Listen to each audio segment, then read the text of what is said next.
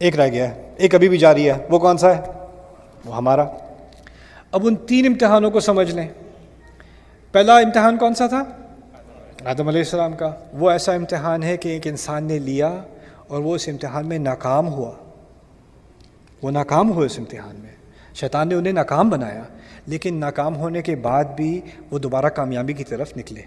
یخرجہم من الظلمات الی النور، اللہ اندھیروں میں سے نکال کر دوبارہ روشنی کی طرف لے آتا ہے۔ یعنی اگر آپ امتحان میں ناکام ہو بھی گئے ہو تو اس کا مطلب یہ نہیں کہ کہانی ختم۔ آپ آدم علیہ السلام کی مثال سے سیکھ لو کہ آپ دوبارہ اٹھ سکتے ہو، آپ دوبارہ اللہ تعالیٰ کی جو ہے رحمت میں داخل ہو سکتے ہو۔ یہ پہلا امتحان ہے، فیل ہونے کے بعد دوبارہ پاس ہونا۔ دوسرا امتحان کس کا تھا؟ بنی اسرائیل، ان کو فیل ہونے کا شوق تھا، اور فیل ہونے کے بعد جو پاس کرنے کا طریقہ دیا گیا، توبہ کر لو، واپس آ جاؤ، توبہ کا بھی کوئی ان کا خاص اہتمام نہیں ہے۔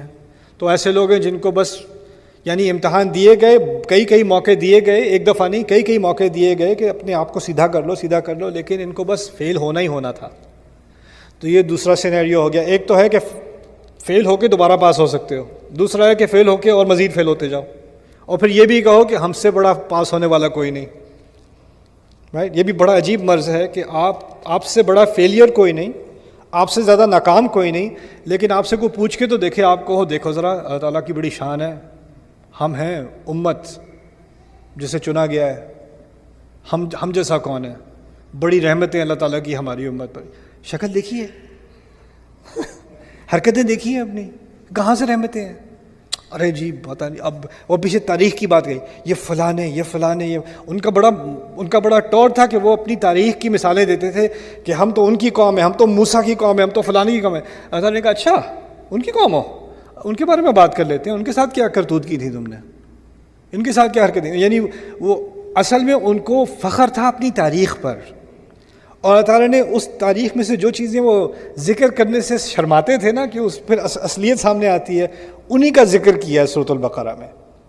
اور اسی طرح سے ایک مرض سامنے لایا گیا ہے کہ امت کی شخصیت میں، امت کی نفسیات میں، ہماری امت کی نفسیات میں شاید یہ مرض آ سکتا ہے، کیونکہ ہم نے شروع میں فاتحہ میں کیا دعا کی تھی؟ مغضوب علیہم کی طرح مت بنا دینا ہمیں۔ تو کیا مرض آ سکتا ہے؟ ہماری تاریخ دیکھیں، عمر بن الخطاب رضی اللہ تعالی عنہ، ابو بکر صدیق رضی اللہ عنہ، صلاح الدین، یہ دیکھیں ہم نے کیا کیا فتح نہیں کیا، ہماری فتوحات۔ یار تم ذرا اپنی سڑک تمہاری کتنی گندی ہے، اور تم عمر رضی اللہ عنہ کی فتوحات کی بات کر رہے ہو۔